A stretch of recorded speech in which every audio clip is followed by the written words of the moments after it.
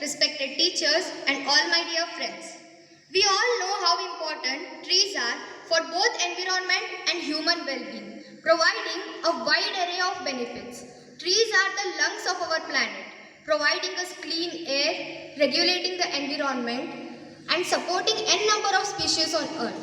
But nowadays, people cut trees in the name of urbanization and modernization.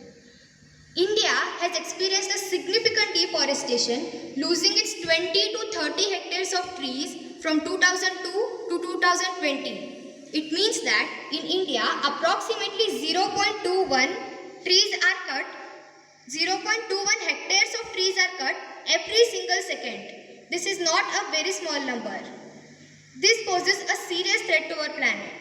Many programs have been carried out to create awareness about the importance of trees like Vana Mahotsav, Ek Ped Maa Ke Naam, etc.